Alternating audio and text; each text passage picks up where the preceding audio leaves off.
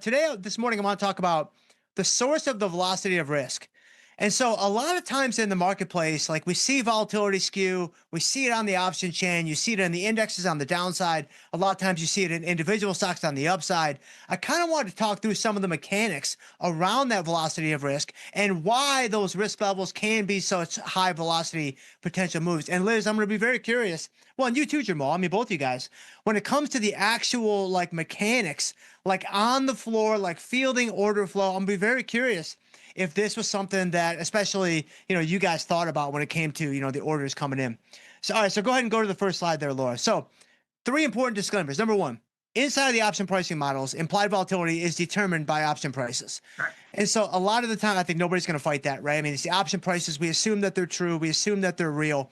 That they're a fair reflection of true value. And from that, we then compute the implied volatility. Number two, option prices are determined by supply and demand. And so what's always fascinating to me is like you can use an option pricing model to actually theoretically like crank out the theoretical option price. But I actually think a much more effective and practical use case is let me just assume that the option price is real, is true. And let me just understand that that option price is going to be dictated by the actual order flow that hits the tape, the buys and the sells. And then from there, I can go ahead and I can compute implied volatility. So with those two fundamental pieces in place, we're going to assume, and this is where I'm curious if you guys think this is a fair assumption. Let's assume that when an order comes in and a counterparty comes on the other side of that order, a dealer, a market maker, a liquidity provider, they are going to immediately hedge off their delta risk on their position. Do you think that's a fair assumption to make? It's a fair assumption. And that's a fair assumption, and that 100% happens. So I do want to say too. I think you were talking about how the volatility. It's all supply and demand. I think that you could literally just say that right there. Option prices are determined by supply and demand. The more buyers there are, the more you have to increase that volatility to get those prices up. And I'm going like this because on the trading floor, legitimately, that's exactly what I would have to do because people would be coming in buying, buying, buying, buying, buying, and as market makers, you have to sell. The only way to get the prices up was to increase that implied volatility quickly. So it's kind of which came first, the chicken or the egg, and I had the ability to watch it live in action on the floor. So it was the prices that came first that Yeah. then caused volatility. Okay, very Yes, interesting. and you Okay. you had to. That's one of the only ways you could do it. So I was talking to some traders when I was on the floor the other day. They're like, "There's so many buyers that are coming in that the implied volatility has to stay high," and that's why you're seeing call skew all over because people are coming in and buying calls. So they have to keep that volatility of the calls higher when there's so many people coming in and buying them because they can't get run over. They can't get railroaded. It's very fair and efficient pricing, but it is all supply and demand. That's great. Jamal, what do you think? I think we finally figured out how it works with option prices, but I don't think we still have figured out which came first, the chicken or the egg. That's what I think. No, we haven't. No, no, no. That's still a mystery. That's still a mystery. No, but okay, so this is good. Okay, so we got the foundation set.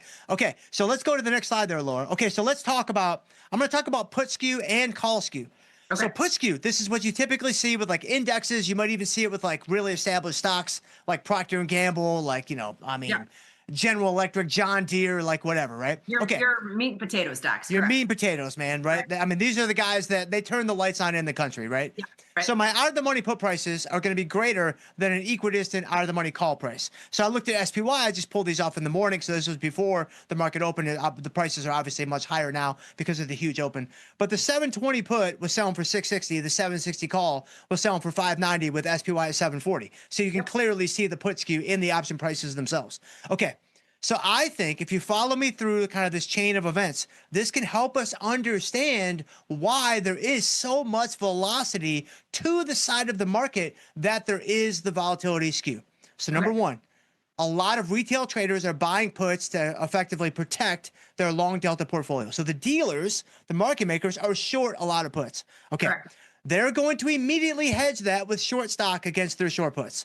Now, they could use something else, but just to keep it clean and simple, they hedge it with short stock. Okay, let's say the market starts dropping. If the market starts dropping and you start approaching those skewed strikes, here's what's going to happen. The dealers are going to have to sell into that down move because now they need more short shares to hedge against those short puts. So this is part of the reason why you can see these really fast, these lightning fast moves to the downside where it's like, man, where did that come from? It was mechanical in a lot of ways.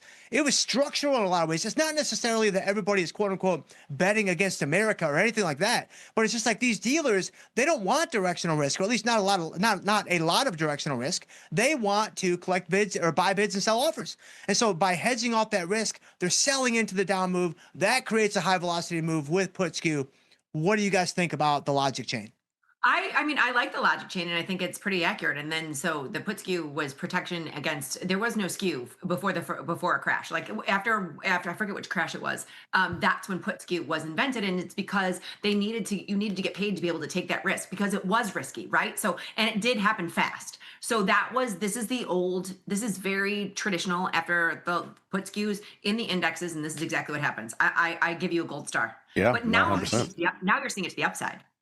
Okay, so Well, let's that's go the to the fun next part, slide. right? Like that's the real Go ahead, fun Jamal, part. go ahead. People don't, as you're about to get to, this is actually the really interesting and fun part. Yeah. Right, exactly. So let's go to the call side. I mean, this is everything this is Dell, right? This is AMD. This is Micron. Yeah. it's about to be SpaceX like tomorrow or whatever. Like tomorrow's SpaceX day, right? Tomorrow's SpaceX day. That's crazy.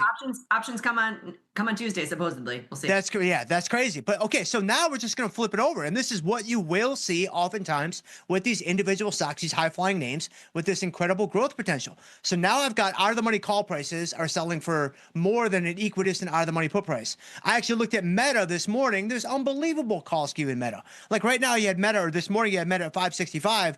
The 520 put was 675. The 600 call was 1210. Yeah. And so, I mean, that's a huge amount of skew baked into the upside. And so now we're going to assume that Meta. I would argue you're seeing call skew more and more often than we've ever seen before. The indexes have the put skew, but a lot of these individual names, especially tech names, it's call skew. It's call skew. Exactly. Now, the assumption I'm going to make here is that dealers are short a lot of these calls. This is a little bit trickier because a lot of retail traders like to sell calls against their shares. And so that's a very common thing. And so it's not as obvious in terms of what the dealer net exposure might be on the call side.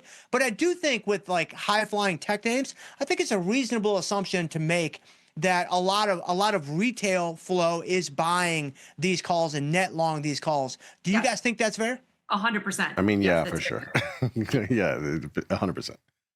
Yeah. Okay. I mean, again, Procter & Gamble, General Electric, those are the calls that are getting sold. It's not usually Meta, Tesla, things like that. Correct. So the dealers are short a lot of these calls. So the dealers hedge their long stock. They hedge with long stock against their short calls, I should say. The market starts rising, approaching the skewed strike.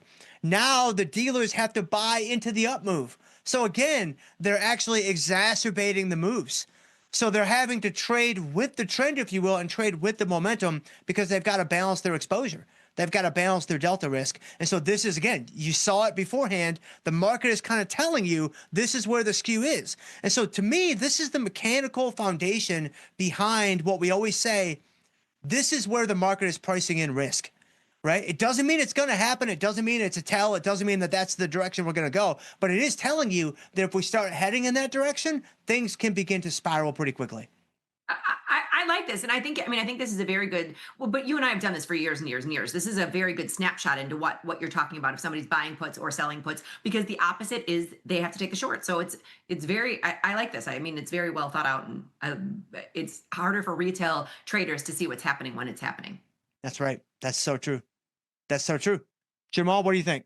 Yeah, I think this is a very interesting time given all this call skew that we've seen in a lot of these names. And I just want people to remember it because truth be told, people are always talking about, the VIX doesn't work because it's not moving enough on a down day, or, they think there's only skew to the downside. There's skew to the upside too. And this is what it looks like when it happens. So it's interesting for people to see, I think, to help round out that options education. And there are so many players in this game now. When you're in a tight liquid market, so if you're in Meta's liquid, you look at SPY, it's liquid. If you're in a liquid market, this is what's happening, right? It's definitely, you just want the liquidity, and they're smarter, that these people, that it's smarter, and the markets are efficient when there's that many people in it. Yep, that's right. That's so true. All right, let me get them a few takeaways and we'll get you guys on to the next segment. As premium sellers, we're always keenly aware of the volatility levels in the market. And sometimes that volatility is skewed more on one side of the market than the other, which we now better understand why that skew highlights the potential for that higher velocity move. And again, it's very rare that you would see call skew in the indexes. I think we actually saw it briefly for a minute, like a week ago, maybe, but I'm pretty sure it's mostly gone now. Yeah. Mm-hmm. Yeah. Good stuff, man. Good stuff, Jim. Good to see you, man. Good stuff.